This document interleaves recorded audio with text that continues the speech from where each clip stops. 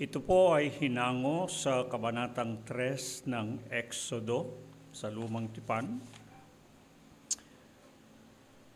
Exodo, Kabanatang 3, talatang 6. Ganito po ang ating mababasa. Ako, ang Diyos ng iyong ama, ang Diyos ni Abraham, ang Diyos ni Isaac, at ang Diyos ni Jacob. At si Moses nga ay nagtakip ng kanyang mukha sapagkat siya'y natakot na tumingin sa Diyos. Dagdag nawa ng Panginoon ang kanyang pagbabasbas sa atin sa pagbabasa ng kanyang banal na salita. Pagkatapos na may pailan lang namin, Panginoon, ang aming mga tinig ng pag-aawitan na nagbibigay ng pagpupuri at pagluwalhati sa iyo. Ang dalangin namin naway ang mga ito, pati ang aming mga samot dalangin, ay maging mabangong insensong papailan lang sa iyong banal na harapan, maging kaaya-aya at kalugod-lugod na haing pagsampa. Ay namay, sa sandali po ito ay pahintulot mo na ikaw naman ang siyang mangusap sa amin. Marinig namin ang iyong tinig sa pamagitan ng pamamahayag ng iyong mga salita. At ang dalangin namin ay mapagpala kami ng karagdagan sa pakikinig sapagkat ikaw din naman ang nagsabing higit na mapalad ang nakikinig at tumutupad sa mga ito.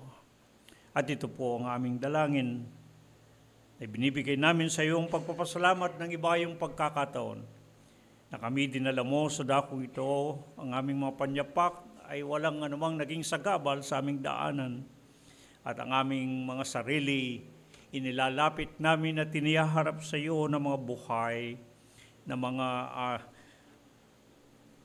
hayin sa iyong harapan.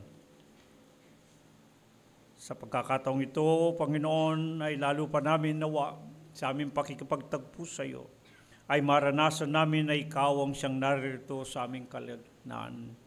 At nang masabi namin, tunay nga, ang Panginoon ay naririto sa kalagitnaan namin. Ito po ang aming dalangin na may pagpapasalamat. Amen at amen.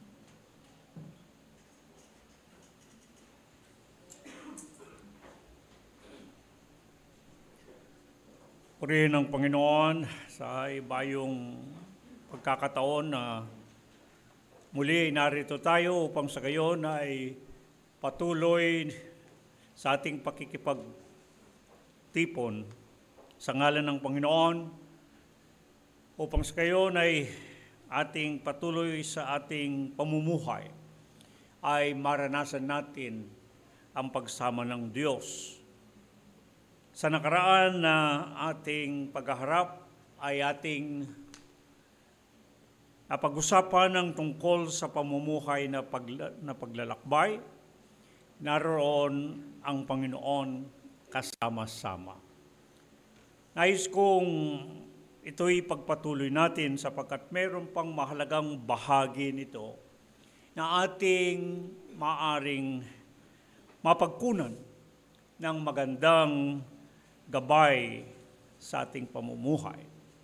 Natunay nga na ang magaang paglalarawan ng pamumuhay ng bawat isa sa atin ay kahalintulad ng pamumuhay na paglalakbay. Na kung papaanong noon, kagaya ni Abraham, ni Isaac at ni Jacob, ay ating nakitang sila'y namuhay na maglalakbay. Hindi sila tumitigil sa isang dako lamang ng pangmatagalan, kundi pansamantala, umahayo saan mang dako. Kagaya ng talatang batayan na ating binasa sa Hebreo 11 tungkol kay Abraham, na siya'y humayo nang siya'y tawagin ng Diyos, na kahit na hindi niya nalalaman kung saan siya'y paroroon. At sa kabila ng maraming pinagdaanan sa paglalakbay ni Abraham at ating tinignan ng mga mapa nung nakaraan at upang nagkaroon tayo ng dagdag na kaalaman, gaano ang mga layo, tagal ng mga naging paglalakbay ni Abraham hanggang siya'y mamatay sa edad na 107 hanggang 75. Sa lahat ng mga panahon yun ay naglakbay sa namuhay na naglalakbay, tumitira sa mga tolda kasama si Jacob at si Isaac at Jacob at ang kanyang buong sambahayan. Ang kanilang mga hayop, bakahan, tupahan, at mga iba pang kawan ng mga hayop at lahat ng mga naipon nila. Ngaitangka sa buhay. Pinakita nito kung paano maging tayo kagaya ng sinabi ni Apostol Pedro na ang pamumuhay natin ay para rin tayong naglalakbay sa buhay nito. Ang magandang bagay nating napag-usapan sa nakaraan, sa gaano man ang layo at anuman ang mga tagpo na mga nangyari, makaganapan na naranasan ni Abraham, ni Isaac at Jacob, ang pinakamalagay, naroroon ng Panginoon kasama-sama. Kaya nga, nabanggit ko ang salitang, kung titignan ninyo ang mga kaganapan sa kasaysayan ni Abraham, Isaac at Jacob, sa kanilang pamumuhay na paglalakbay, sa Ingles, God is on the move. Yeah. Ang Diyos ay kumikilos, sumahayo. Naalala ko tuloy yung mga salita ng mga millennial, ang mga kabataan sa panahon natin. Di ba? Kapag sila ay nagkakaroon ng mga karanasan na hindi mabuti, ang kasabihang sinasabi, move on. Di ba? Move on. Yeah. At katunayan yung ginamit na salita sa paglalakbay ni Abraham, tingnan ko kung makikita ko kaagad. Ang ginamit ay parang, ang sabi sa wikang Ebreo, mamaya po siguro makikita ko, ayun, lekleka, move on, parang go on. Humayo, magpatuloy. We can never get stuck. Kita nga, no? Hindi pwedeng manahan sa mga bagay na maaaring nagiging dahilan at hadlang sa paglalakbay, kundi magpatuloy lang. Parang kagaya din ng sinabihan ng Diyos ang Israel nang sila'y ilabas sa Ehipsyo. Diba? At sila'y lumisan, at nakarating sa isang tagpo na sila'y nasa malawak na ilang. Wala silang ibang dadaanan kundi ang dagat na pula. At samantalang sila ay tinutugis ng mga mandirigma ni Faraon. At nagsimulang magsiangal ang mga Israelita kay Moses. At ang sabi nila ay, dinala mo ba kami rito upang dito mamatay sa ilang? Wala bang libingan doon sa Ehipsyo? Sapagkat nakita nila, naroon sila sa pagitan ng kalagayan, wala silang matakasan. Tinutugis ng mga sundalo ni Faraon sa likuran, samantalang nasa harapan nila yung karagatan. Saan sila hahayo? Magkabilang panig ay ang mga ilang na dako, mga disyerto. Ngunit anong sabi ng Diyos kay Moses? Sabihin mo, move forward. Yeah. Go! Magpatuloy kayo. Kaya sa paglalakbay sa buhay na ito, ay napakagandang gabay nito na may mga pagkakataon na marami tayong nararanasan na madahilan at hadlang sa ating mga daanan, sa ating kasalukuyang pamumuhay na paglalakbay, ngunit meron tayong Diyos na humahayo at higit sa lahat, humahayong kasama-sama. Yan ang magandang bagay na nakita natin sa pamumuhay na paglalakbay ni Abraham. Nais kong dugtungan ito sa pamagitan ng talatang batayan na ating binasa dito sa kabanatang 3 ng Exodo. At ito ay pangyayari na nung wala na si Abraham, wala na si Isaac, wala na si Jacob, lahat sila ay nangamatay na. At pagkatapos nito ay si Moses ang atin nang makikita na mababasa sa mga kaganapang ito. At samantalang siya kanyang pinapastulan ng mga tupa, kawan ng mga tupa ng kanyang biyenan sa kaparangan, ay napadako doon sa isang bundok at madalas ay tawaging bundok ng Diyos, ang Sinai. At nakakita siya ng mababang puno na nagliliyab ng apoy, ngunit hindi nasusunog. Nakatawag ito ng pansin kay Moses at ang sabi niya, panoorin ko nga kung ano ito.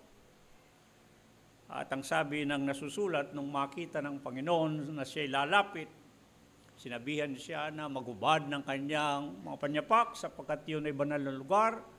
At pagkatapos nagpakilala ang Panginoon at nagsabing, ako ang Diyos ng iyong ama, ang Diyos ni Abraham, ang Diyos ni Isaac, at ang Diyos ni Jacob.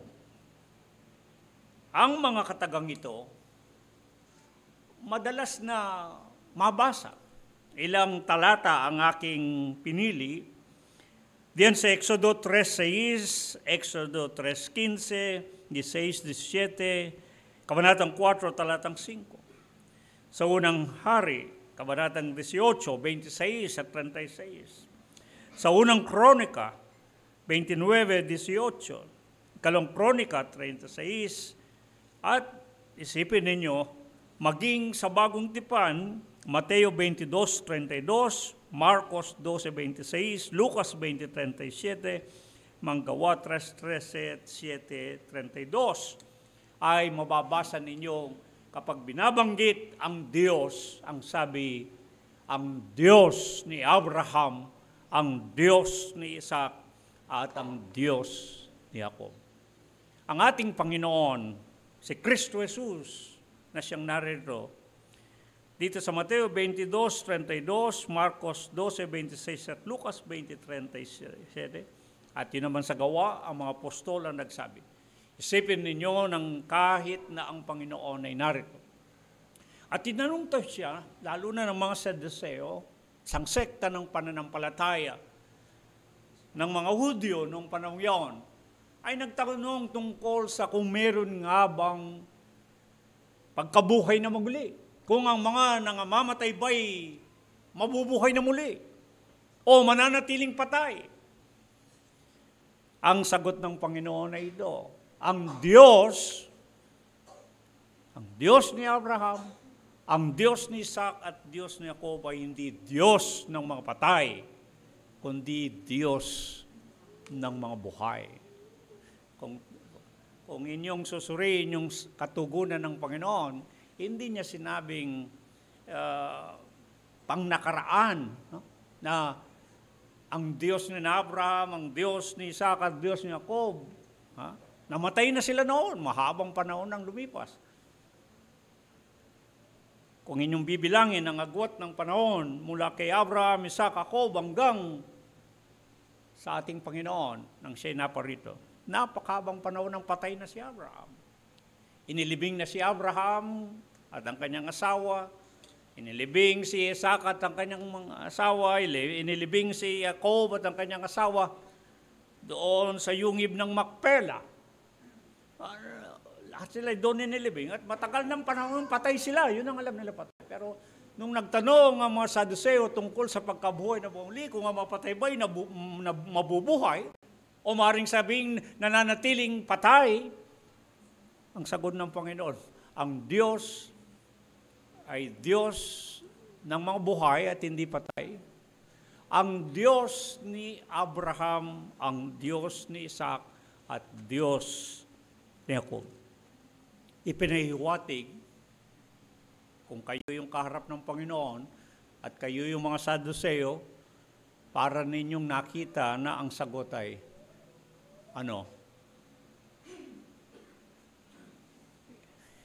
hindi na natiling patay o namatay sina Abraham, Isaac at Jacob, dahil ang Diyos nila ay Diyos ng mga buhay. Yeah. Dahil kung si Abraham, Isaac at Jacob ay patay, hindi siya Diyos. Ang Diyos, hindi siya Diyos ni Abraham, Diyos ni Isaac at Diyos ni Jacob. Dahil Diyos siya ng mga buhay. Di parang sinabi ng Panginoon, buhay si Abraham, buhay si Isaac, buhay si Jacob, at ang mga patay, mabubuhay. Yeah. Dahil Diyos ay Diyos siya ng mga buhay. Ito yung Diyos ni Abraham, Diyos ni Isaac, at Diyos ni Jacob. Maraming mga ring iba't ibang mga paliwanag din. Ngunit ang mahalaga ito, kapansin-pansin, palagi. Sabi ko nga sa inyo, nung kami mga bata pa at sinilang na sa pananampalataya, ang mga matatanda noon pag manalangin, ang panalangin nila ay nagsisimula sa, O Diyos ni Abraham, Diyos ni Isaac, at Diyos ni Jacob. Mangyari po, kahit nasa kasaysayan, ay nakatawag ng pansin ito. Maraming nagsuri na meron bang kapangyarihan? Meron bang kababalaghan? O sabihin natin, gamitin natin salitang mahika. Meron bang magic? Meron bang kapangyarihan kapag binigkas mo ang O Diyos ni Abraham, Diyos ni Jacob, Diyos ni Isaac at ni Jacob? Sa bagay, si Elias, nang siya makipagpaligsahan sa mga propetang bulaan ng kanyang kapanahunan, at natatanda niyo yung kasaysayan, kung sino makapagpapaulan, si Elias ay pinagatong pa nga niya, marami yung apoy para talagang magliyab.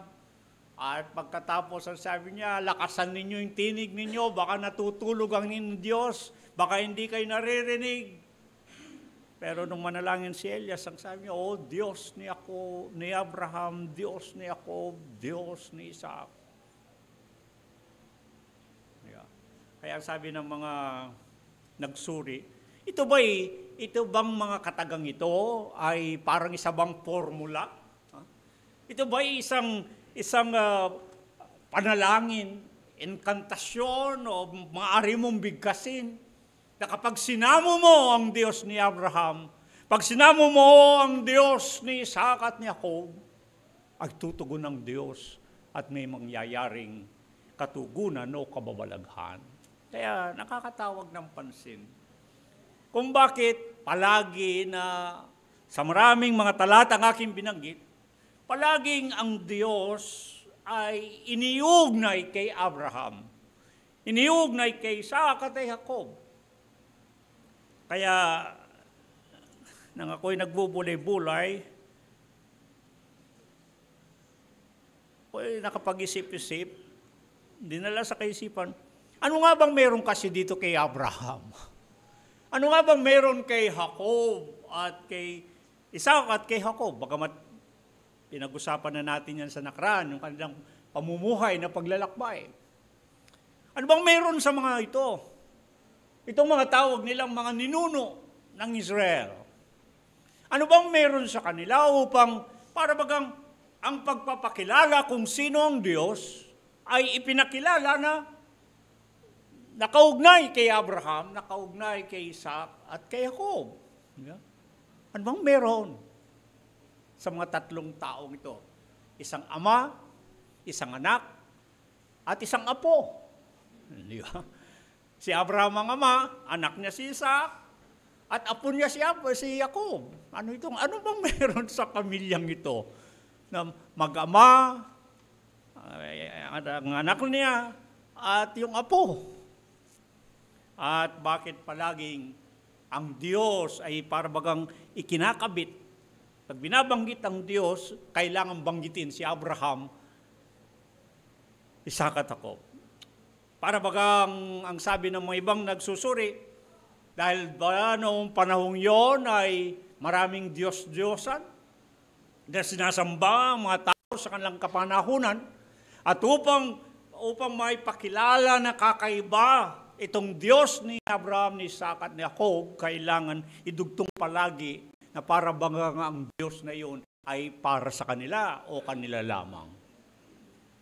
Kaya tingnan po natin, napakagandang pag-usapan to. Sapagkat kung titignan natin tayong mga mananampalatayang Kristiyano, kagaya ng aking nasabi nung nakaraan, tatlong malalaking pandaigdigang relihiyon.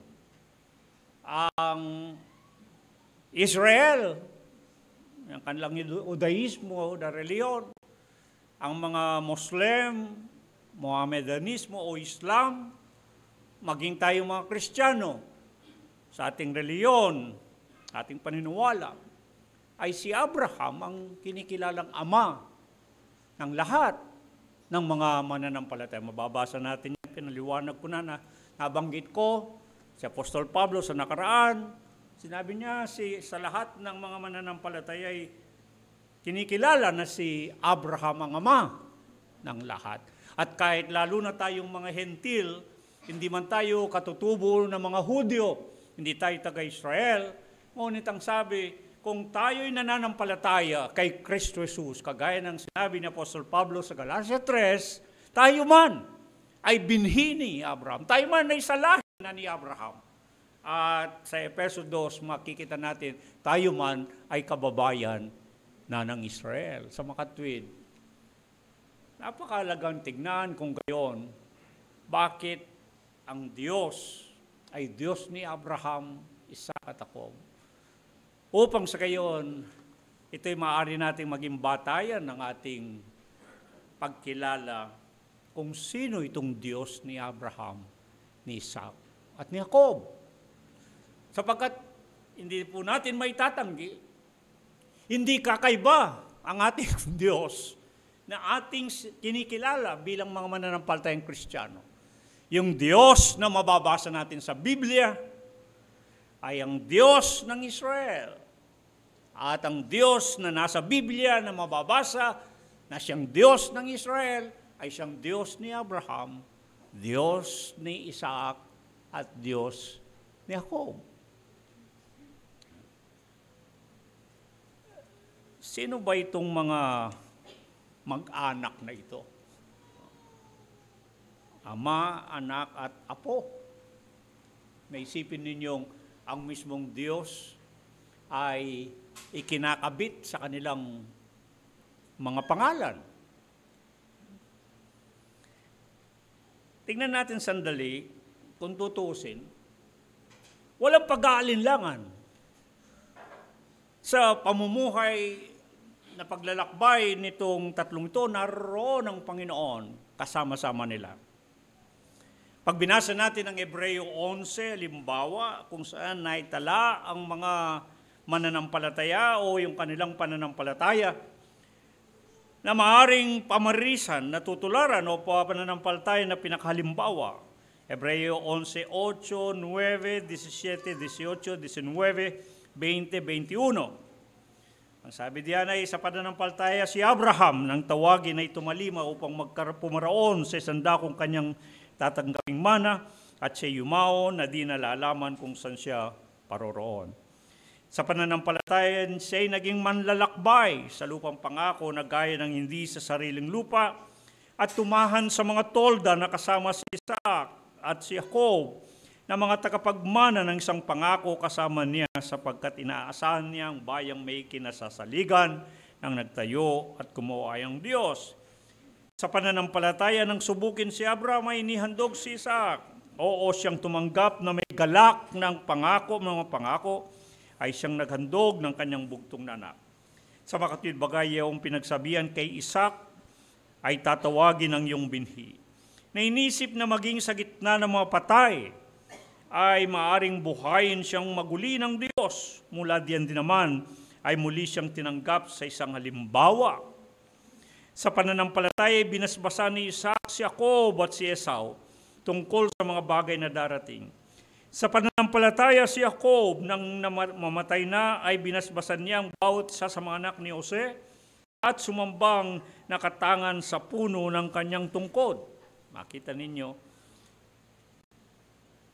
itinala dito sa mahabang talaan ng mga mananampalataya na pamarisan ng pananampalataya kung ano ang naging buhay ni Abraham, ni Isaac at ni Jacob.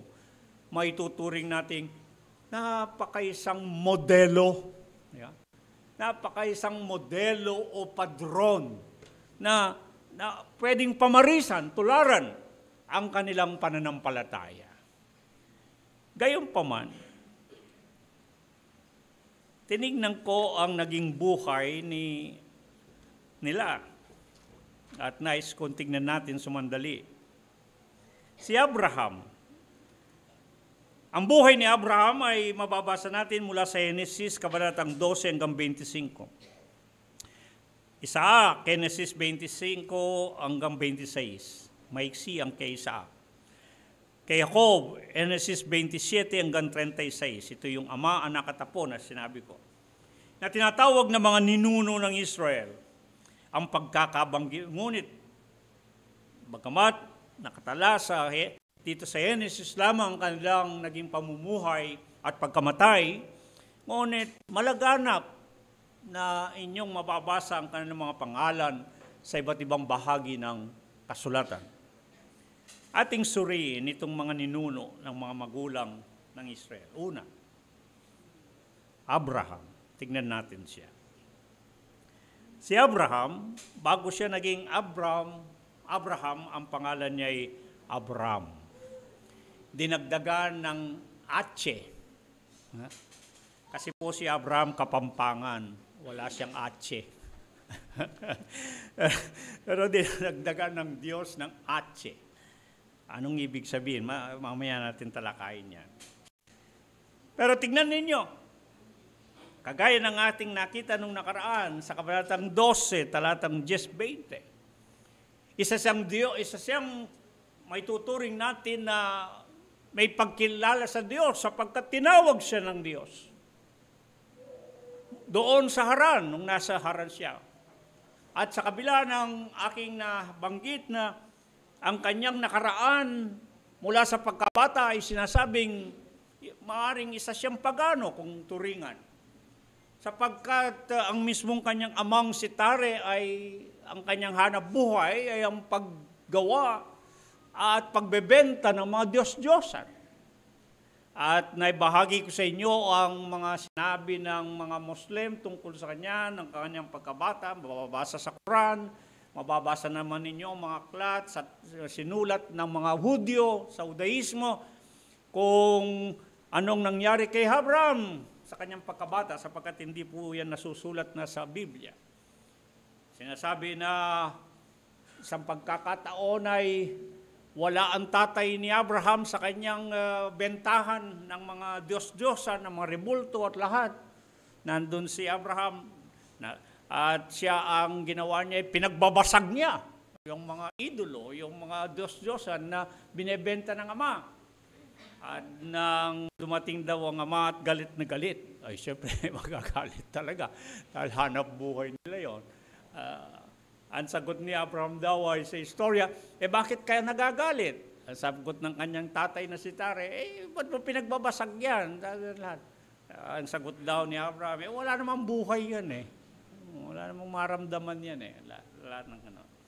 Samantalang sa ibang aklat na sinulat naman, ay sinasabing, kailangan tumakas si Abraham sapagkat siya ay maaring ipasunog na buhay ng hari noon na nabubuhay sa kalang panahon. Alam natin, ang sabi ng Biblia sa Josue, kabanatang 1, kung tutusin ang pagkakasabi tungkol kay Tare na ama ni Abraham, siya ang pasimuno ng mga pagsamba sa Diyos. Yan ang tawagin siya ng Diyos doon sa Haran, mula sa kanilang kinasilangan. Nakita natin yung mapa nung nakaraan.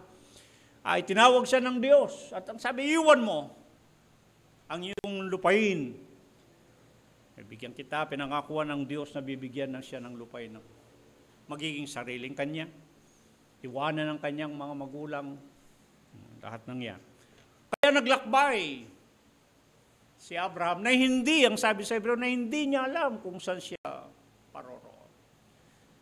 At nung makarating siya doon sa lupang ipinangako sa kanya, pinasukat pa nga ng Diyos, lakarin mo ang pahaba, lakarin mo ang pero hindi nagtagal, bigla naman nagkagutom doon. Kaya kailangan umalis din. Kaya sabi ko nung nakaraan anyari sa pangako ng Diyos. Pinangako yung lupa. Pagdating pa lang ni Abraham, naghahanap pa lang yata siya ng kung saan niya itatayo ang kanyang tolda, biglang nagkatagutom. Bakit ganon? Anong nangyari sa pinangako ng Diyos? Kaya siya napunta ng Egyptio. Bumaba ng Egyptio. Nakita natin sa mapa, bababa siya ng Egyptio. Makita po ninyo, kagaya ngayon ay nagsisimula ang giyera sa gitnang silangan. Kung nakita ninyo yung mapa natin, maintindihan ninyo kung nasan yung Gaza na pinag-aawayan nila lugar. Doon sa hanay pababa ng Egyptios. At nung makarating sila ng Egyptios, ito yung mga tala na tinignan ko. Isipin ninyo, nakausap niya yung Diyos. Dininig niya ang tawag ng Diyos at pumaroon siya kahit hindi na nalalaman paroon. Pagdating ng Egyptio, natakot si Abraham. Dahil maganda ang kanyang asawa, na si Sarah, ay kinuntsaban niya ang kanyang asawa. Huwag mong sabihin na tayo'y mag-asawa. Kapatid lang kita. Kasi maganda si Sarah. Pero nung basahin ko ang talaga palang dahilan, natakot siya sa buhay niya. Baka ako'y patayin. Akala ko noon natakot siya na agawin lang sa kanyang asawa dahil maganda si Sarah. Pero nang tinignan ko yung talata, diyan sa kabanatang 12, talatang 10 at 20, ang sabi ni Abraham, natakot siya sa buhay niya. Baka siya ipatayin. Ano sasabihin natin? May pananampalataya yan. Nakakakilala sa Diyos. Nakipagkita ang Diyos sa kanya at nagsalta ang Diyos sa kanya. Pero natakot siya. Doon sa kabanatang 13, kinikwento ko yung sandali yung buhay niya ng paglalakbay. Bagamat natalakay natin iba ito, nagkaroon ng halos awayan ng pamilya. Naranasan ni Abraham. Sa kabanatang 16 o 13 nang magkaroon ng halos mag-away-away silang magkakamag-anak. Silang magtiyuhin. Ang pamangkin niyang si Lot, halos mag-aaway sila dahil ang kanilang mga pastor ng kanilang mga tupay nag-aaway na, nag-aagawan ng pastulan at nag-aagawan ng tubigan at lahat sa dami. Kaya mas mabuti pang, ang sabi ni Abraham, maghiwalay tayo ng landas.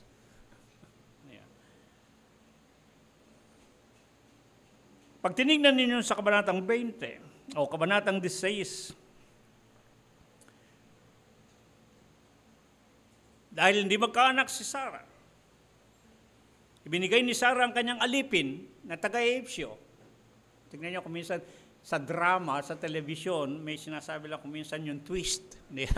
Biglang magugulat ka na, nagbago. Isipin niyo sa pagkakataon ito, si Hagar ay alipin. Taga-Egyptio siya, alipin siya ni Sarah. Bandang uli, sa susunod na mababasa niyo Biblia, parang nagkaroon ng twist sapagkat ang mga Israelita naman ang alipin ng mga Egyptio. Yeah. Ang gandang basahin ng mga pangyayari. Pero sapagkat walang anak si Sarah, binigay ang kanyang alipin kay Abraham at naglihi nga siya. At nung maglihi ay Si Agar naman ay parang yumabang, tumaas ang kanyang ego. Dinuwahagi na niya si Sarah.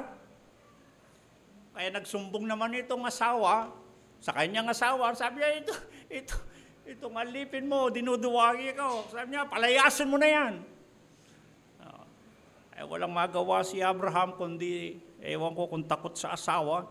Ang sabi niya, gawin mo na lang kung anong gusto mong gawin, na minagaling ng yung paningin. Gawin mo kung anong gusto mo. Yan. Pagdating sa Genesis 21:18, napunta sila sa Gerar.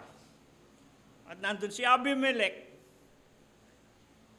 Doon kay Abimelech, inulit na naman ni Abraham ang pagtatanggi sa kanyang asawa na si Sarah. Hindi pa natuto. Kung ito para sa ating pangkaraniwang buhay. Hindi pa natuto si Abraham. Pagdating niya kay Abimelech sa Gerar, dahil maganda nga ang asawa niya, kung ano ang ginawa niya doon sa Ehipsyo, yun din ang sinabi niya kay Abimelech. Hindi niya asawa si Sarah.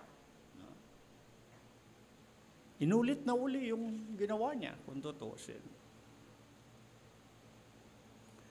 Sa Genesis 21, sinunod niya ang kanyang asawa, pinalaya si Agar at si Ismael, bagamat sabi ng Biblia, mabigat sa kanyang kalooban.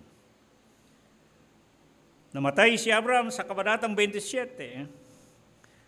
Ang sabi, namatay sa mabuting katandaan, matanda at puspos ng mga taon.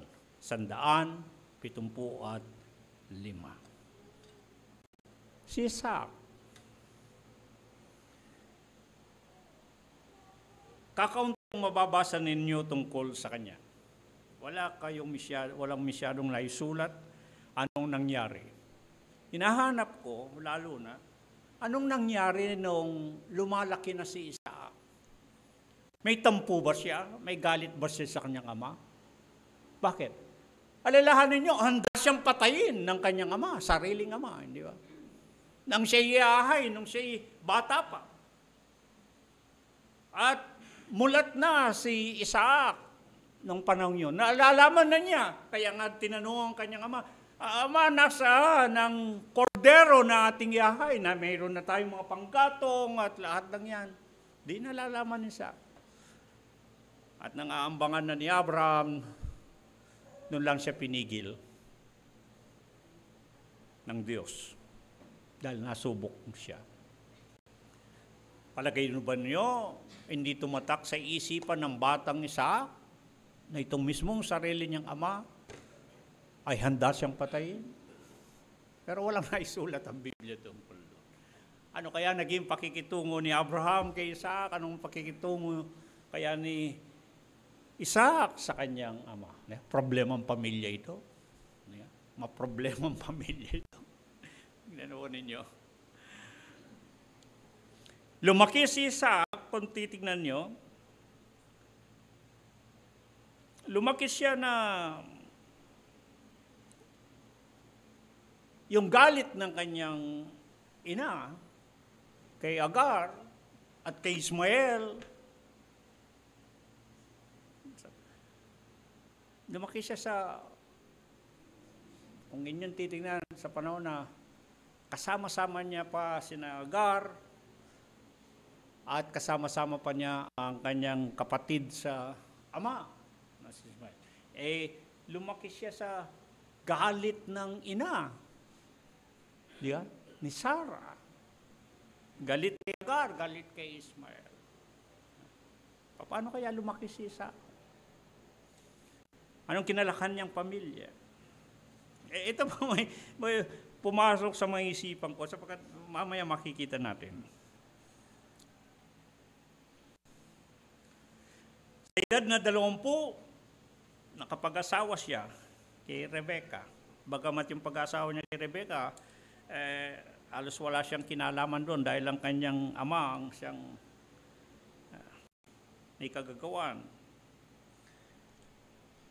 At sa kabanatang Genesis 26:7-11, kung ano yung ginawa ng kanyang amang si Abraham, na itinanggi ang kanyang asawa sa taga-Ipsyo at pagkatapos kay Abimelech sa Herar, nang mapunta rin si Isaac sa Herar at nakaharap din niya itong si Abimelech, inulit din niya ang ginawa ng kanyang amang si Abraham, itinanggi rin niya ang kanyang asawa na si Rebecca na hindi niya asawa.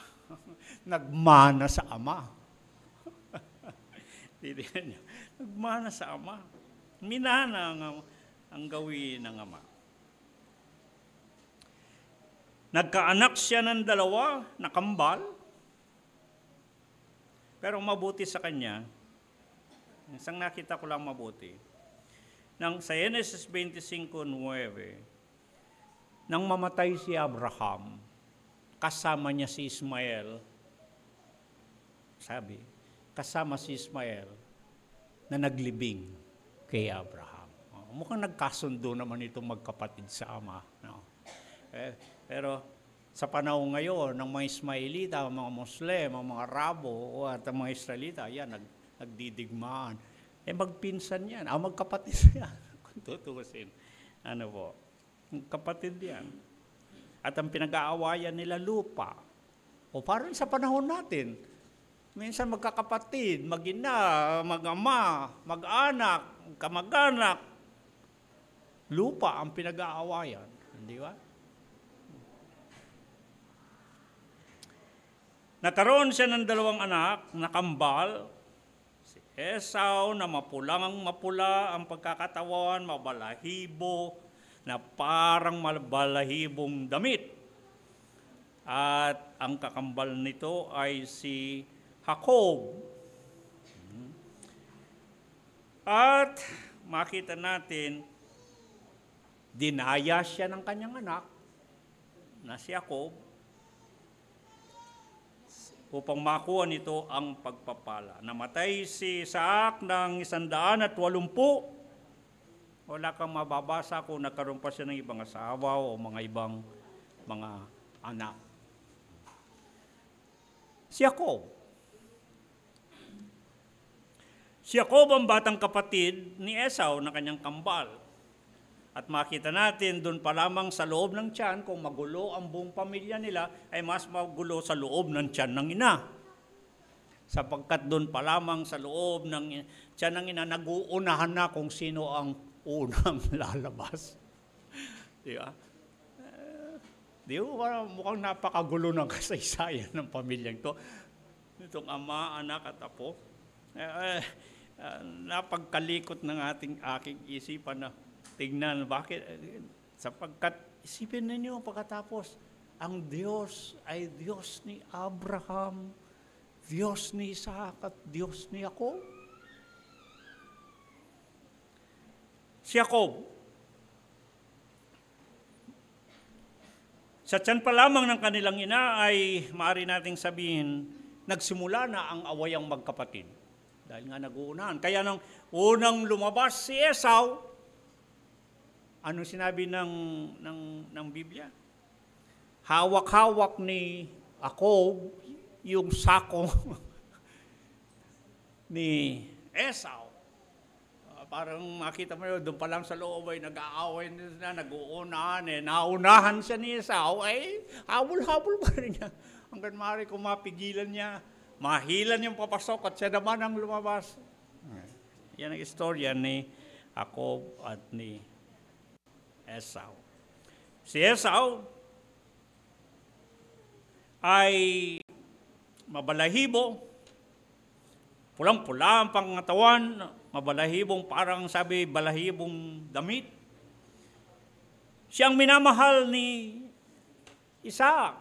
Kaya minamahal pala naman ni Isaac, tinignan ko yung talatang 32:1 at 11, dahil mga ngaso si Esau at kumakain ng mga huli ni Esau si Isaac. Kaya gustong-gusto siya ni Isaac ang kanyang ama. Samantalang si Jacob ay homeboy. Nakatira lang sa tolda at siguro mahusay magluto. Kasi nung gutom na gutom ang kanyang kambal na si Esau, siya may naihanda na siyang iniluto. Hindi lumalabas ng bahay, kumbaga homeboy. Kaya makita niyo nung ibibigay ang pagpapala, makinis at mabango si Jacob. Kung ikukumpara mo kay Esau na palagi sa gubat, pangangaso, kaya hindi magkapareho ang amoy.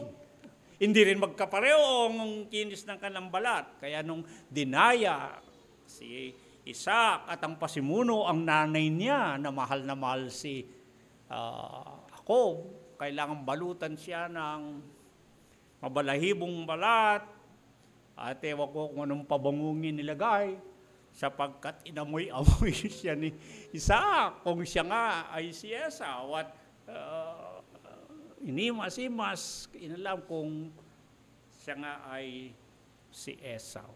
Bago ko ituloy yung kay Jacob, naalala ko lang. Ang magkapatid sa ama na si Isaac, walang gaanong sinulat ang Biblia, at si Ismael, pero kung titingnan ninyo, malaki ang pagkakaiba ng dalawang ito. Si Isaac mukhang mahina. Hindi siya masyadong matipuno. Ewan ko kung tamang salita. Sapagkat si Ismael,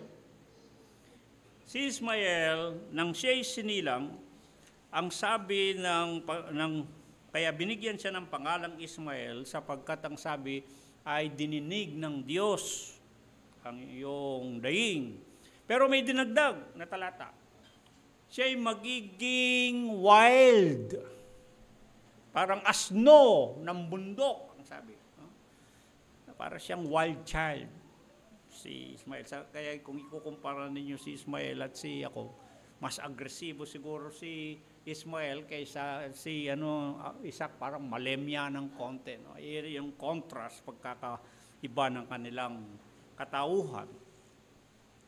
At ewan ko kung may kinalaman yan sa nangyayari sa Gitnang Silangan. Di ba masyadong agresibo si Ismael, ang mga Ismaelita, ang mga Arabo, parang war freak.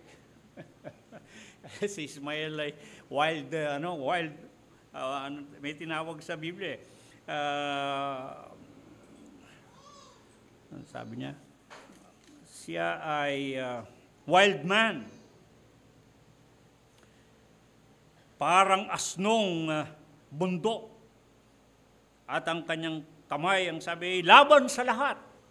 Kaya parang talagang nakikipaglaban palagi si Ismael. Balik tayo kay Jacob. Si Jacob, alam natin, dinaya niya ang kanyang amang si Isaac. Pagdating upang nga makuha niya yung pagpapala ng pagkapanganay. Sa Genesis 29, 23 hanggang 27, ay itong nandaya, siya naman ang dinaya. Tama ba? Sapagkat nagustuhan niya si Raquel, pero ang ipinakasal sa kanya ay si Leah. At naghintay siya ng ilang taon, kung hindi ako magkamali, baka 14 na taon, bago niya nakuha si Raquel.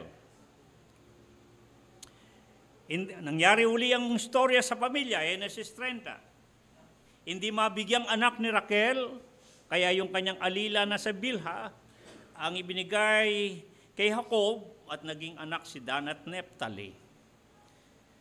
Nagkaroon ng pagkakataon hindi na mga anak si Leah. Kaya binigay naman ang alilang si Silpa at naging anak si Gad. Pero merong sinabi ang Biblia nang dahil sa mandragoras, nagulat na lang, biglang naglihi si Leah, naging anak si Sakar at Sebulon at lahat na yan.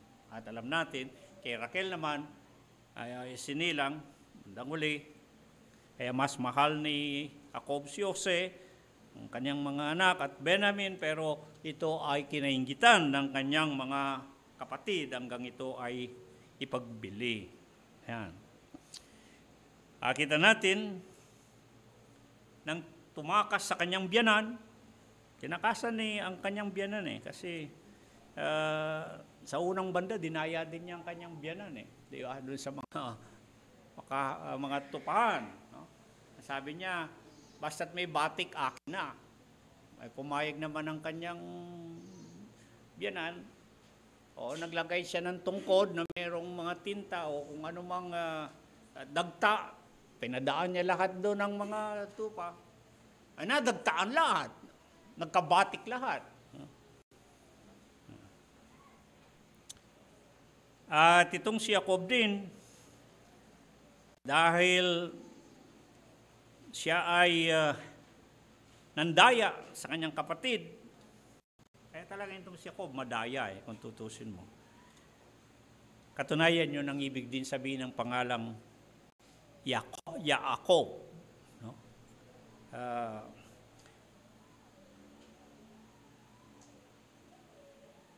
Dahil sa nakuha niya ang pagpapala ng unang panganay, kaya siya tumakas din at palagi naman siyang hinahabol ng kanyang kapatid na si Esau kung saan siya matagpuan. At makita natin doon sa mga kabanatang 30 hanggang 34, ay mapapansin natin na takot si Jacob sa kanyang kapatid sapagkat para siyang hinahanap, tinutugis upang patayin. Ang ginawa ni Jacob ay sa takot niya, sabi ng Biblia, ang Biblia nagsalita, sa labis niyang takot.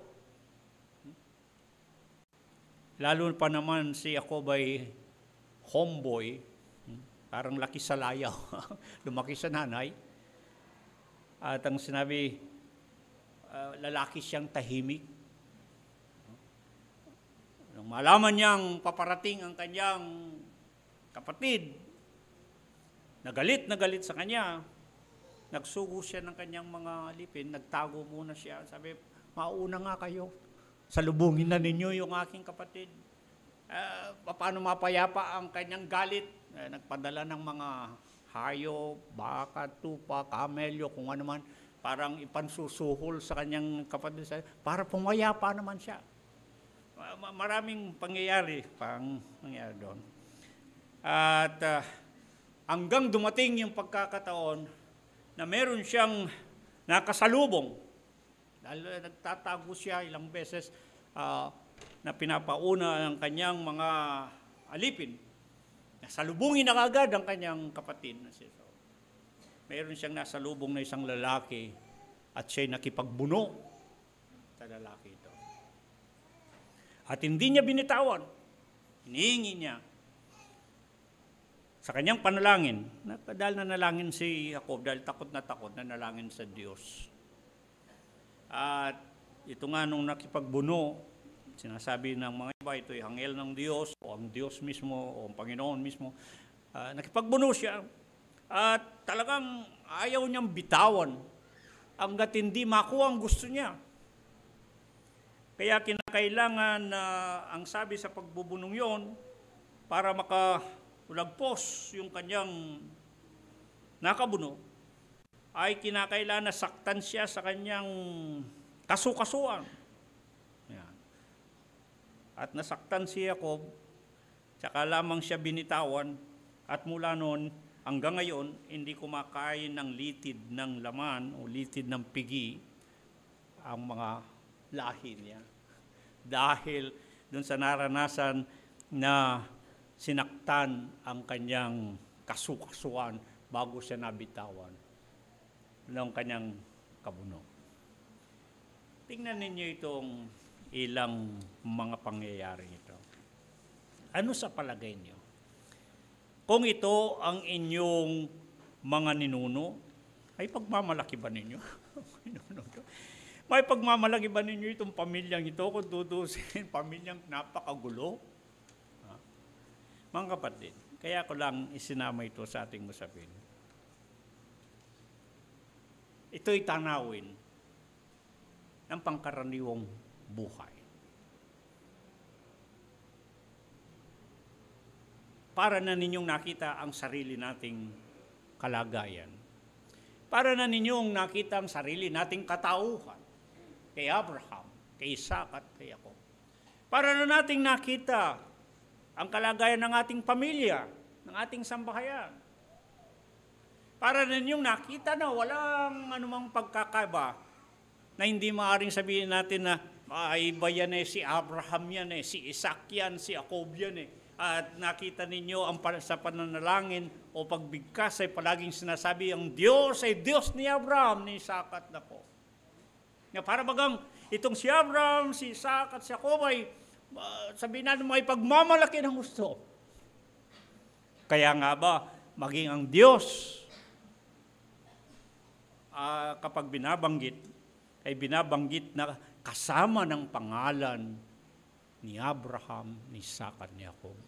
Anong gusto mong ipakita ng mga pangyayari ito? Mga kapatid, yan ang kagandahan nitong Diyos ni Abraham, ni Isaac at ni Jacob. Hindi dapat tayo basta lang nakatuon kay Abraham, kay Isaac at Jacob, kundi ito natin yung kanilang Diyos. Sino itong Diyos ni Abraham? Sino itong Diyos ni Isaac at sino itong Diyos ni Jacob? Na sa kabila ng ating naipakita na kanilang kalagayan at karanasan, itong Diyos na ito, ni Abraham, Isaac at Jacob, ay mapapansin ninyong pinagpala pa rin sila sa kabila ng kanilang mga naging kalagayan. Sinubaybayan pa rin sila at pinatnubayan, sinamahan sa kanilang pamumuhay na paglalakbay. At yan ang magandang bagay na naghahatid sa atin ng dagdag na kaaliwan. Na maging tayo sa ating pamumuhay na paglalakbay. Aaminin natin, marami din tayong mga kagagawan na hindi kabutihan. Marami din tayong mga kahinaan, marami rin tayong mga bagay na nagagawa marahil ay hindi nakakasapat upang tayo ay tignan na mabuti sa harapan ng Diyos. Ngunit ang Diyos, ito yung maganda sa Diyos. Ito. Bakit? Tignan po ninyo. Ano man ang pangyayari, ano man ang mga mapagdaanan, lalo na mga hindi mabubuting mga karanasan. Itong Diyos ni Abraham, ni Isaac at ni Jacob is still the God who can make things right.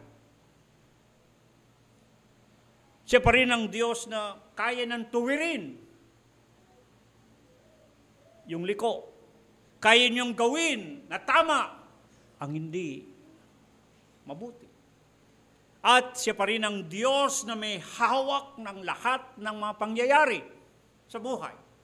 Kaya makita ninyo, nung si Jose, na isa sa mga anak ni Jacob, ay ibinenta dahil kinainggitan, sapagkat siyang mas mahal ni Jacob sa lahat ng kanyang mga anak. Hindi naman pag pinagawa ng damit na hindi yon naisuot ng kanyang mga kapatid. At makita natin, binenta siya. Nung magkaroon ng tagutom, at tanging ang Ehipsyo ang may pagkain ng panahon yon, si Jose na ibinenta, si Jose Bendido sa Kastila, Jose Bendido ang ibinenta mo siya. Siya na ang gobernador ng Ehipsyo. Kaya, para paiksi ng istorya, nang dumating ang mga kapatid niya, napagkilala niya, Nung una, hindi nagpakilala si Jose. Para bumalik sila, naglagay siya ng parang ebidensya. Kumbaga sa panahon natin ngayon, nagtatanim ng ebidensya, naglagay ng kasangkapan doon sa mga inuwi nila at pinahabol sila, pinalabas na nagnakaw sila para lang makabalik sila. Isa yun sa mga nangyari. Pero bandang uli nung nagpakilala si Jose na siya ang kanilang kapatid, takot na takot sila sapagkat kaya silang ipapatay ni Jose. Ngunit anong sabi ni Jose? What is meant for evil, God can turn it into good. Kung ano man yung bagay na sa kala mo'y masama, ngunit ang Diyos kaya niyang gawin itong mabuti. Nakita niyo yung buhay nila kung gaano kasalimot at gaano ang pinagdaanan nila. Pero ang Diyos ni Abraham, ni Isaac at Jacob, isa pa rin siyang Diyos na kaya niyang gawin ang lahat sa ikabubuti. Tamang-tama ang sinabi ni Apostol Pablo sa Roma 8:28. Ang lahat ng bagay na kakalakip-lakip na gumagawa sa ikabubuti. Kung minsan titignan natin, parang masama itong nangyari. Parang hindi mabuti itong pangyayaring ito. Parang hindi natin matanggap ang bagay na ating napagdadaanan. Ngunit, bandang uli, makita natin, ito'y makakabuti. Itong mga pangyaring ito'y para pagtatagpi-tagpiin at lalabas bandang uli sa ikabubuti. Ito'y nangyari sa istorya ni Abraham, Isaac, Jacob, at ng kanilang sunod na lahi, isipin nyo, yung masamang mga pangyayari, lalo na yung pagbebenta sa sariling kapatid, yung palang makapagliligtas ng buhay at naligtas ang buhay ng buong sambahayan ni Abraham, Isaac, at ni Jacob. God turned it into good. Mga kapatid, yan ang mabuti sa Diyos. Kaya niyang gawin ang mga bagay na ayusin. Kaya niyang bagay na tuwirin. Mga bagay na hindi katanggap sa atin. Mga bagay na kung minsan ang tingin natin ay masama, hindi mabuti na nangyayari sa buhay natin. Sa pamuhay natin paglalakbay, mayroon pa ring Diyos na kaya niyang ayusin ang lahat ng mga bagay.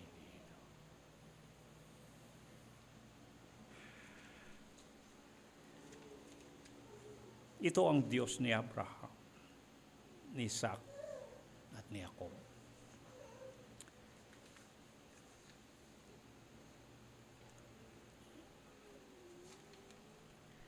Ang isa pang bagay na magandang tingnan natin upang makilala natin ang lubusan itong Diyos ni Abraham, Isaac, at ni Jacob. Sa kanilang pamumuhay na paglalakbay, mapapansin natin na naranasan nila ang pagsama ng Diyos, ang pagsusubaybay ng Diyos sa kanila. At tama tayo sa ating panunuri dito sa kawan ng Panginoon, palagi natin ginagamit ang larawan ng pastor at ng tupa. Itong pamumuhay na paglalakbay ay isang pastoral nomadic life ni Abraham, ni Isaac at ni Jacob. Ang pamumuhay nila na hindi nananatili sa isang lugar, panandaliang tumatahan, nagtatayo ng tolda at lilisan na naman kaagad pag wala ng pastulan o tubigan sa dakong yon. Hahayo na naman, tutungo kasama ng kanilang sambahayan at ng kanilang mga hayupan. Pagala-gala sa mga bansa. Palisan-lisan, hindi tumatahan ng pangmatagalan. Buhay ng mga nagpapastor at ng mga nag-aalaga ng mga tupa. Dito hinango, nagsimula kung tama yung aking pananaw, dito nagsimula na lumitaw ang pagkapastor ng Panginoon at ang pagiging mga tupa na itinulad ang kanyang bayan. Bakit? Kaya po, nais kong muling, bago ko ituloy natitira pang sasabihin, nais kong simulan ninyong basahin yung pinadala sa inyo. Pagka po kasi pinrenta siya, ganito siya kakapal, yung unang tipan. At ngayon ginagawa ko na yung bagong tipan. Pero pag ito'y binasa ninyo, makikita niyo ang kabuuan ng Biblia. Upang mas magaan at madali ninyong maunawaan ang mga pangyayari at mga kaganapan. Upang madaling maunawan ninyo ang mga talata na inyong binabasa. Sinikap natin na itong magiging bandang uli isang aklat natin na pamantayan, biblical foundation ng ating pananampalataya sa kawan ng Panginoon. Ay sinikap kong ang buong Biblia ay isulat sa magaang paraan upang malaman ninyo ang kabuuan na nilalaman nito. Alam po ninyo, kahit na hindi sa pagmamalaki, ilang taon na ang pag-aaral ng Biblia. Pero nung isinusulat ko ito, lalo ko pang naunawaan, lalo ko pang nakikita ang maraming mga bagay na sa mga nakaraan na hindi natuklasan o naunawaan. Kaya naway matulungan tayo ng Panginoon sa pamagitan nitong sulating ito na makita natin ang Biblia sa kabuuan. At lalo itong nagbibigay sa atin dito sa kawan ng Panginoon ng matatag na batayan at saligan ng ating pananampalataya. Na lalo na kapag ang ating pinag-uusapan ang pagiging pastor ng Panginoon at bakit ang mga kanya'y itinutulad sa mga tupa sa kanyang kawan. Napakayaman na paglalarawan. At dito lang ninyo lalo pang maunawaan bakit ito ang maaari nating sabing metafora. Ito yung paglalarawan. Kumbaga sa isang guhit, ito ang ipininta, iginuhit ng Diyos. Na mababasa natin sa Biblia, ang ilustrasyon ng ugnayan ng pastor at tupa upang maihatid niya ang kanyang ibig na malaman at maunawaan ng kanyang bayan. At kagaya nitong pamumuhay na paglalakbay ni Abraham, Isaac at Jacob, dito nila lalong naranasan, bukod sa sila'y mga pastor ng mga tupa, bukod na sila'y namuhay na sinasamahan at pinangungunahan ng kanilang mga tupa, ay ganoon naranasan nila ang Panginoon. Katunayan, dito lamang kay Abraham, Isaac at Jacob, na pagkilala nila kung sino itong nagpakita at nagsalita na Diyos sa kanila. Maliban dito, o mauna rito, ang bubungad sa atin, kagaya nung aking ipinaliwanag sa nakaraan, ang Diyos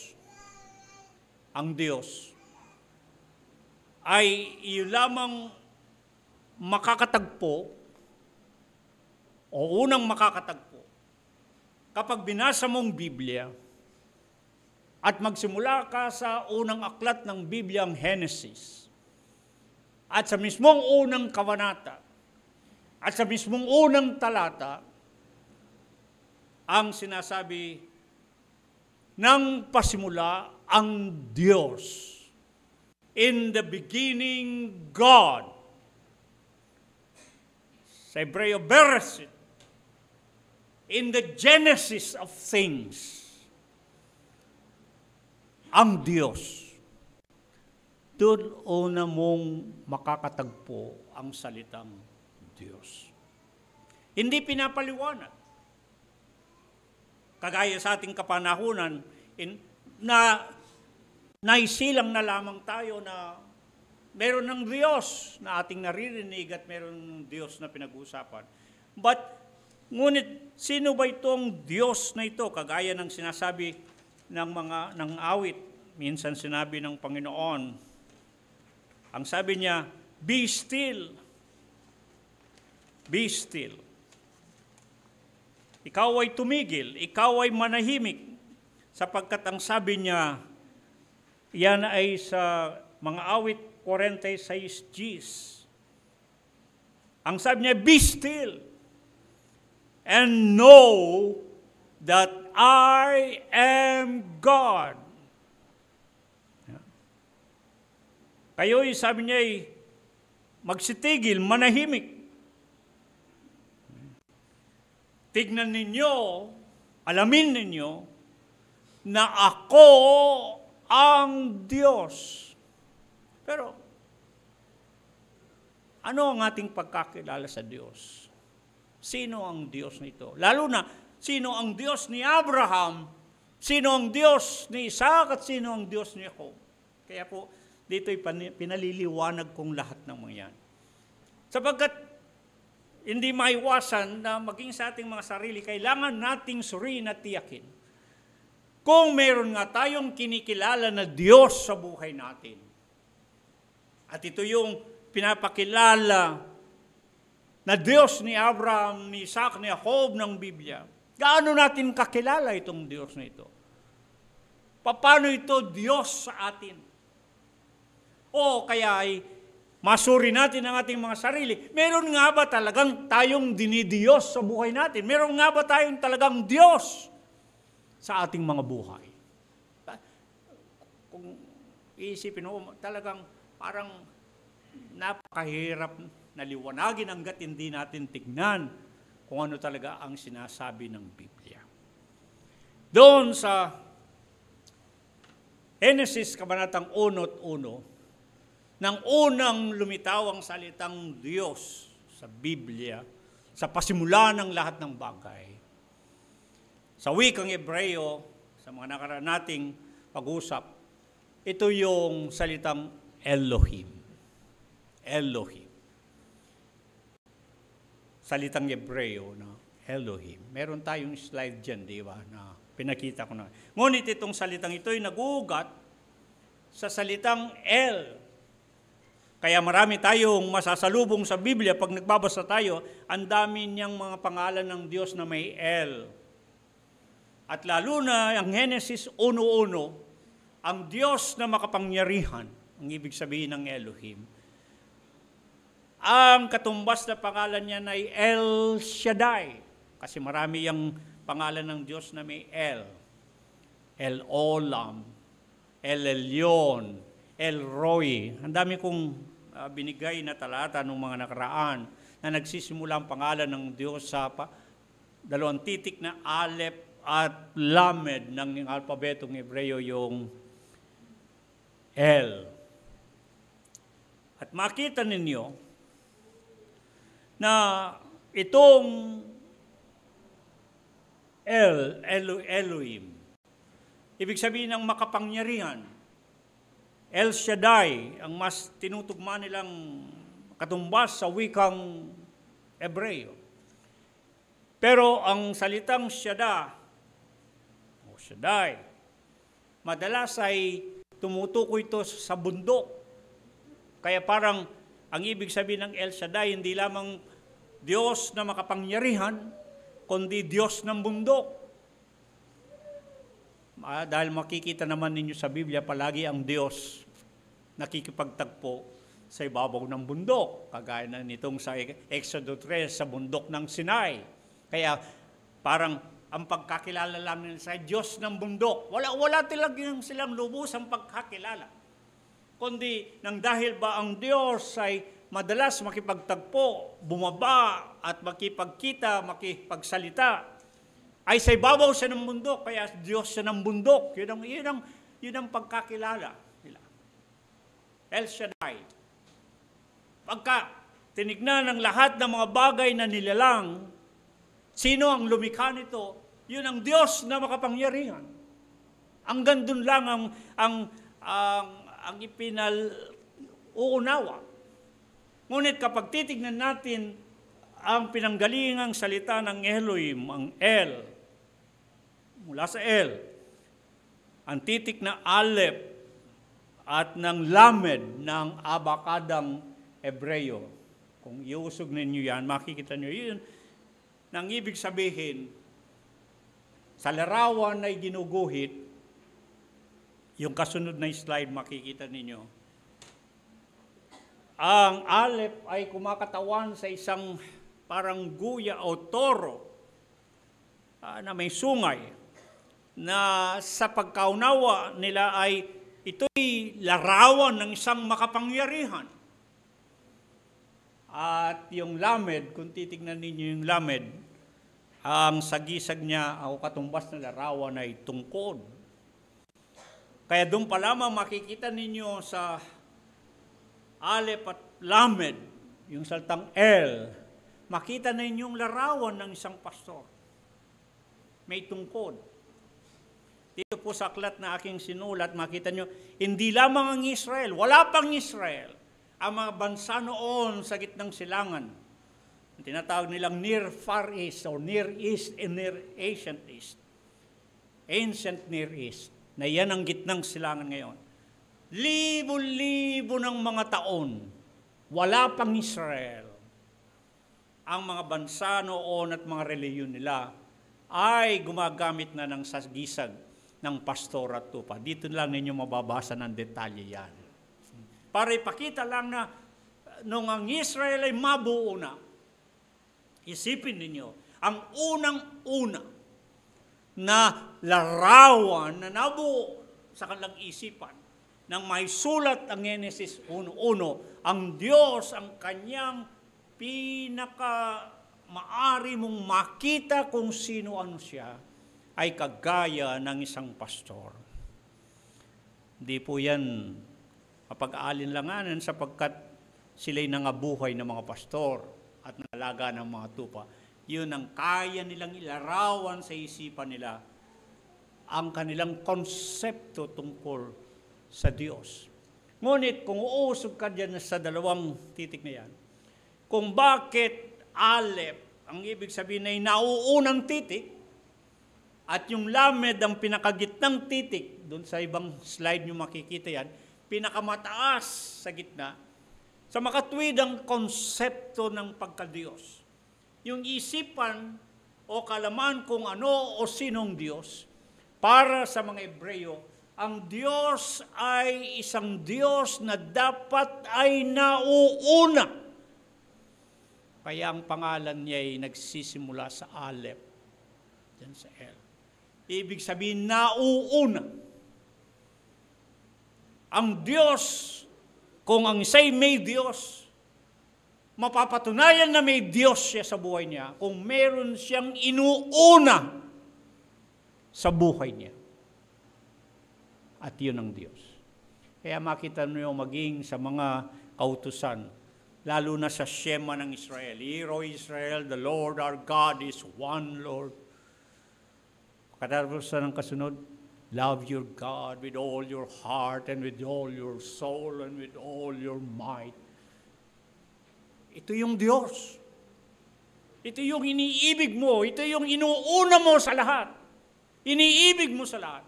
Love or God above all. Dahil pagdating mo dun sa Aleph, yung susunod na slide dyan, pinakamataas, yung Lamed, sa lahat ng titik ng abakadang Hebreo, ibig sabihin ng Diyos, dapat siyang dinadakila. Ang Diyos, Elohim, o El, ay Diyos na inuuna at dinadakila. Yun ang Diyos na ating unang-unang bubungad sa atin sa Biblia.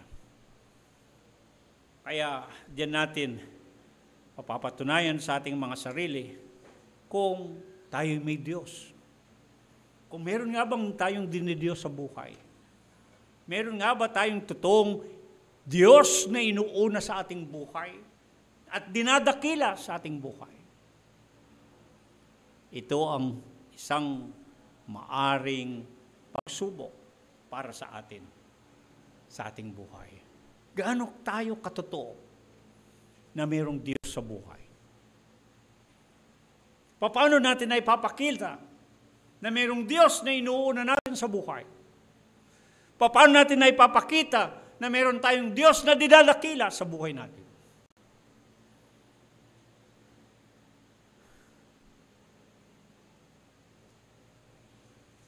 Ang Diyos, kagaya ni Abraham at ni Isaac ni Jacob, sa kabila ng kanilang mga kaganapan sa kanilang buhay, sa pamumuhay nila, sa kanilang paglalakbay. Hindi lamang isang Diyos na makikita nating inuuna at dinadakila, kundi higit sa lahat, isa sang Diyos. At ito ang unang pagkakataon. Itong Diyos ni Abraham, Diyos ni Isaac at Diyos ni Jacob, na nagpakita at nagsalita sa kanila. Unang bubungad na larawan na may guguhit, kung may guguhit, o may tutulad man lang ang Diyos. Ito'y katulad ng isang pastor. Saan natin makikita yan?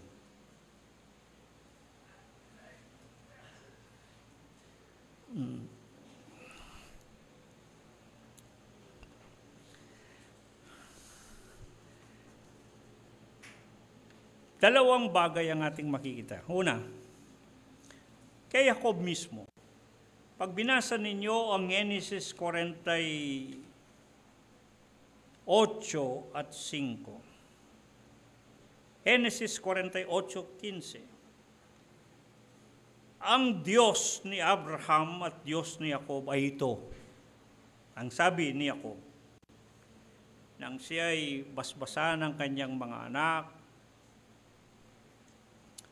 nang siya ay matanda na at siya ay umamatay,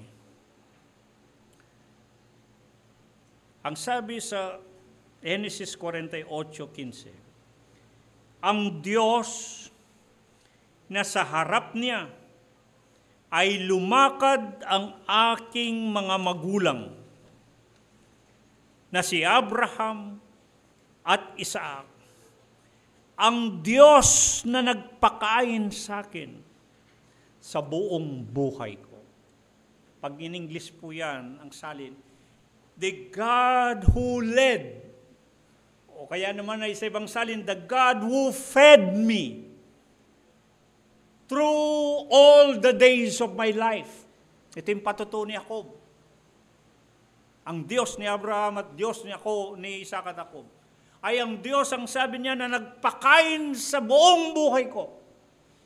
Yung salitang nagpakain doon, pag tinignan niyo sa bangsal sa Ingles, the God who led, the God who fed me through the days of my life. Pero sa ibang salin, iniba na, ginawa na, the Lord, the God who shepherded my life. Bakit shepherded? Bakit ang Diyos na nagpastol sa akin? Dahil yung salitang ginamit diyan na ang Diyos na nagpakain sa buong buhay ko, ang ginamit na salta sa salitang nagpakain ay Ra'a sa Hebreo. Ra'a. At diyan sa salitang Ra'a na yan, doon nanggaling ang salitang Roe. Roe, pastor.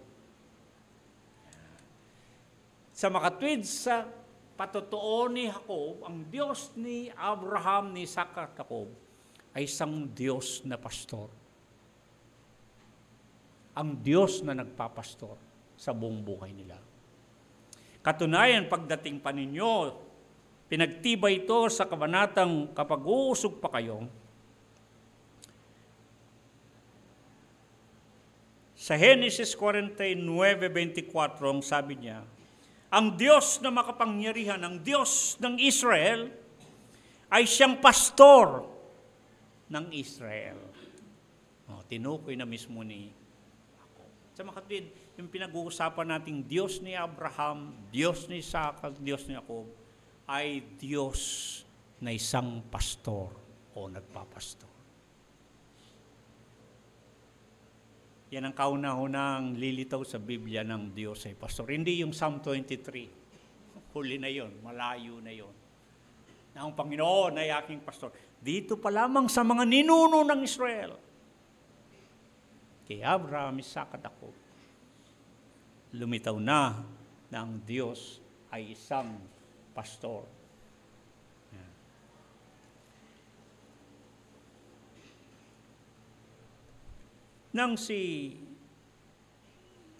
Upang lumitaw pa ang pagiging pastor ng Panginoon, tingnan pa natin ang dalawang insidente bago ako magtapos.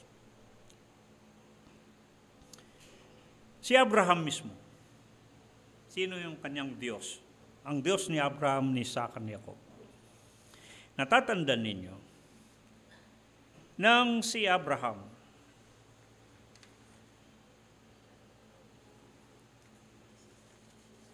nang siya'y subukin ng Diyos. Di ba? At pagkatapos ay ihandog ang kanyang anak. Ano po ang sabi doon? Kung inyong natatandaan.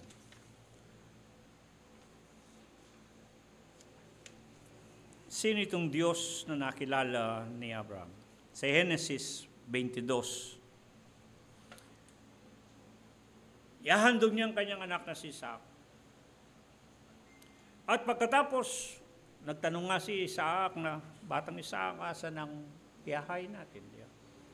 Nung naitali na, at nakasalang na si Isaac sa dambana at susunugin, papatayin muna ni Abraham. Inawat siya at sinabi ng Diyos na pumasa siya sa pagsubok. Pero doon sa tanong ni Isaac, nasaan ang kordero na ihahain? Ang sagot ni Abraham, Yahweh Yireh, the Lord provides. Or God provides. Sa katumbas na salitang Hebreo, Yahweh Yireh. Nandun na naman ang salitang Yireh.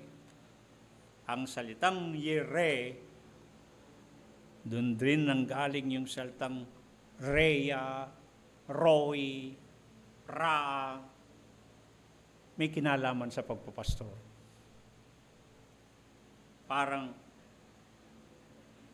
Yahweh Yireh, the Lord who provides, God who provides. Parang yan din ang sinasabi ng Awit 23, ang Panginoon ang aking pastor, hindi ako mangangailangan dahil siyang nagbibigay ng katugunan, tumutugon sa kailangan. Gaya ng isang pastor na tinutugunan ang kailangan ng kanyang mga tupa. Nakita nyo, kay Abraham mismo rin, ang kanyang Diyos at naging Diyos ng kanyang anak na si Isaac at ng kanyang apong si Jacob, ay isang Diyos na nagpapastor. God who provides. Yahweh Yireh. May isang interesanteng bagay at dito'y isa pang pagkakilala kung sino ang Diyos ni Abraham, ni Isaac at ni Jacob. Si Agar. Isipin ninyo si Agar. Hindi siya mananampalataya. Taga-Egypt siya. Hindi siya Israelita. Pero nagpakita ang Diyos sa kanya at nagsalita sa kanya. Nang siya'y tumakas kay Sarah, napunta dun sa isang lugar na ilang, nagpakita ang Panginoon at nagsalita sa kanya. At sinabi siyang, bumalik ka, magpakumbaba ka, bumalik ka sa iyong Panginoon. Sarah, na iyong pinapanginoon. Siyang amo niya si Sarah, alipin siya. Ang magiging anak mo, papangalanan siya ng Ismael. Nang ibig sabihin, dininig ng Diyos ang iyong daing. Pagkaalis nito, pagkatapos doon, pinangalanan ni Agar yung lugar, yung balon kung saan siya nakatagpo. Pinangalanan ni Agar ang balon na Beer La Ai Roi. Ang Diyos na nakakakita. Nandun yung saltang Roy. Beer La Ai Roi. Yung saltang Roy ay pastor. Kagaya sa mga awit 23, The Lord is my shepherd. Yahweh El Roy.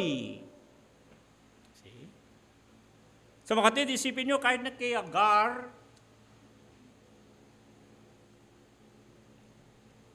na ina ni Ismael, nagpakita ang Diyos at ipinakita ang pagiging pastor ng Diyos. Ang Diyos na nakakita, yung saltang nakakita dito at Roy, kung titignan ninyo, diyan nang galing ang mga salitang Roy na tumutukoy sa isang pastor.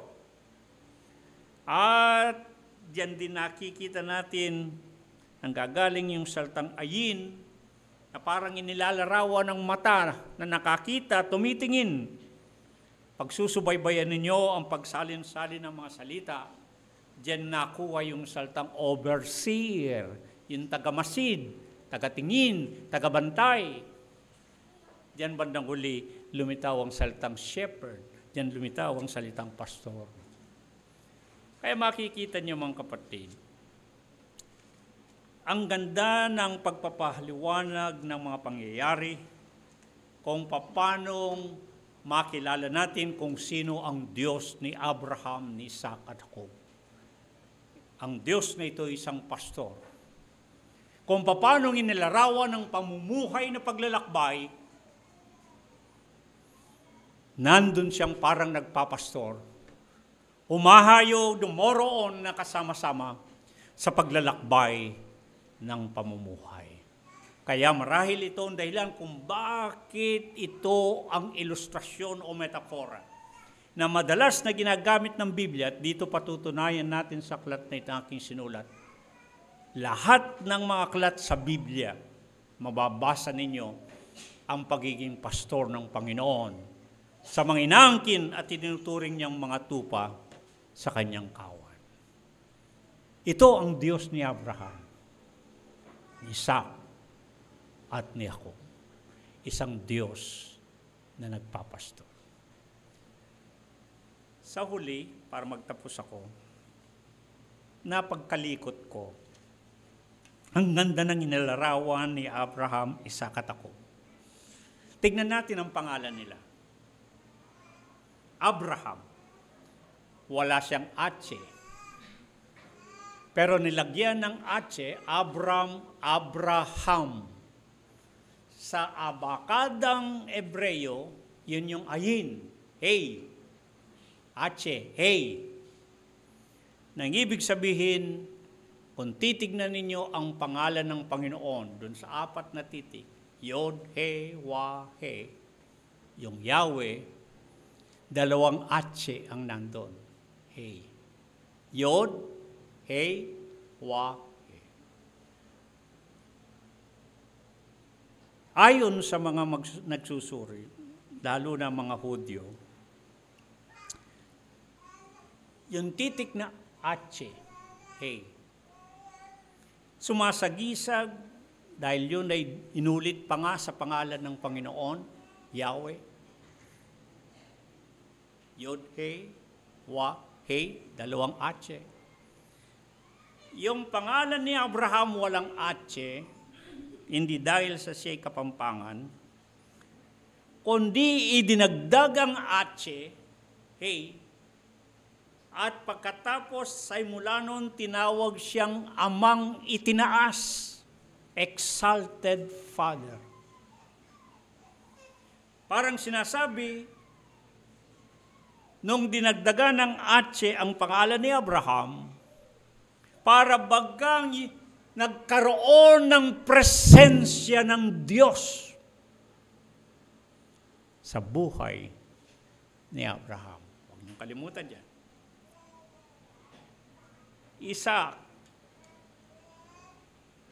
Yung pinagmulan ng salitang Isaac ay Tsaak o Yeshaak, Yitzhak, Shakak, tumawa, tinawanan. Yan ang ibig sabihin ng Isaac. Yakob, nakipagbuno. Yan. Pagsamahin natin ang tatlong pangalan. Kinakalikot ko kaninang madaling araw. Ang larawan na mabubuo nyo pag pinagsama ninyo ang pangalang Abraham, Isaac at Jacob ay ito. Anumang pakikipagbuno, Jacob, magaan nating pawalang saysay o walang anumang tawanan, Isaac. Basta ang Diyos, Abraham, sa pangalan niya, ay kasama-sama, siya ang mananaig, ang Diyos, Jacob. Israel, nang palitan ng pangalan ng Jacob, ginawa ng Israel, ang ibig sabihin, God is the victor, ang Diyos ang mananaig. Napakaganda ng nabuo ko na sa pamumuhay na paglalakbay, madaraanan natin masasalubong ang maraming mga pakikipagbuno sa buhay. Hindi magiging mahirap. Baka kaya nating tawanan. Basta ang Diyos ang kasama. Ang presensya niya ay kasama-sama natin. Mananaig ang Diyos. Di po ba napaganda? Natuwa ako nung mabuo ko ito, nung kinakalikot ko itong mga pangalang ito. Iwan ko sa inyo ang talatang 48:14 ng mga awit. Nang sabi diyan, sapagkat ang Diyos na ito, ay ating Diyos magpakailan-kailanman.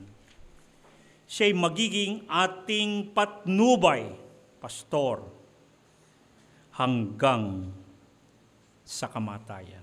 This God is our God forever and ever. Yan ang sinabi kay kay Moses. Yung Diyos ni Abraham, Isaac at Jacob, siya ang Diyos magpakailanman. Siya'y magiging ating patnubay. He will be our guide, pastor, shepherd, till our death. Napakaganda. Kaya po yung mga unang Kristiyano, yung mga nangamatay na unang Kristiyano, sinasabi, maging sa kanilang mga libingan, ang makikita mong larawan ay ang larawan ng mabuting pastor. Ang inilalagay nila sa kanilang mga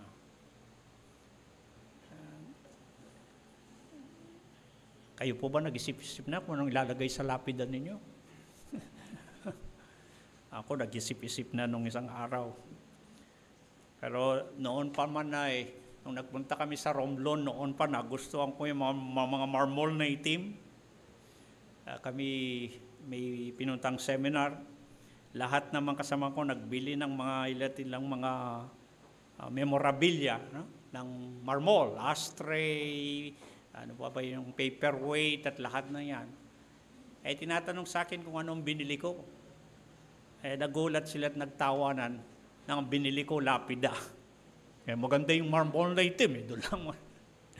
Langat laman nung paglipat-lipat natin dito pag-isize, nabasag. Yun ang gagawin ko sanang lapida ko. Sa mga lapida ng mga unang Kristiyano, yung larawan ng the Good Shepherd, yung pastor na may hawak na tupa, ang inilalagay sa kanilang libingan, sapagkat sa kanilang pananampalataya ito, sa buhay na paglalakbay, meron kang mabuting pastor na sumasama at nangunguna, at kahit hanggang kamatayan, at saan man maparoon, siya pa rin ang pastor na tumitiyak ng iyong kahahantungan. Kaya po yung larawan ng pastor at ng tupa, pinakamayamang larawan at hindi katakataka kung bakit sa maraming bahagi ng kasulatan, ito ang madalas na mabasa. Tulungan nawa tayo ng Panginoon na lalo nating mapagunawa at di lamang mapagunawa kung hindi maranasan sa buhay natin ang patnubay ng Panginoon. Nakasama-sama natin ang Panginoon sa ating pamumuhay na paglalakbay. Siya ang Diyos na nakakakita. At isipin ninyo, siyang Diyos na nakakita kay Agar nang sabi niya, nakita ng Diyos ang aking kadalamhatian. Tandaan ninyo, noong ang Israel ay nagdadalamhati sa Exodo 3, ang sabi din ng Diyos, nakita ko ang kadalamhatian ng Israel. Sa mga panahon na lalong mahirap ang buhay, sa panahon na marami ang mga pagkasawi, sa mga panahon na marami ang dalamhati, ang Diyos natin ay isang pastor na nakakakita, nakadarama ng ating kalagayan. At hindi lamang siya ang Diyos na nakakita, siyang Diyos na nahahanda, ang Yire. Siyang tumutugon sa ating pangangailangan, sa ating pamumuhay na paglalakbay. Tayo po yumuko at manalangin. Aming Diyos at aming Panginoon, nagpapasalamat po kami muli. Binagyan mo na naman kami ng pagkakataon upang marinig namin ang iyong tinig na mangusap sa amin. At lalo pa naming mapagunawa kung sino ka sa aming mga buhay at ano ang iyong ginagawa. Lalo na mga kamanghamanghang gawa sa buhay namin. Salamat po sapagkat ikaw ang aming pastor na taga-subaybay sa amin. Salamat po sapagkat ikaw ang aming pastor na tagapagbigay ng aming kailangan. Hindi mo kami iniwan, hindi mo kami tinatakasan, kundi binabantayan mo kami at sinasamahan sa anumang kalagayan namin sa buhay at anumang karanasan ng aming mga napagdadaanan. Nandidiyan ka, hindi mo kami tinatakasan. Kundi kagaya ng mabuting pastor ay handa niyang ibigay ang kanyang buhay para sa kanyang mga tupa. Ibig sabihin, Panginoon, pinababatid mo kung paano ganun mo kami iniingatan, kung ganoon mo kami binabantayan. Salamat po, Panginoon. Nangangapaman kami sa buhay na ito. Hindi namin nalalaman ang aming mga mapagdadaanan sa aming paglalakbay ng pamumuhay. Basta kasama ka namin. Basta kasama ka namin. Salamat po, Panginoon. Sa iyo namin binibigay ang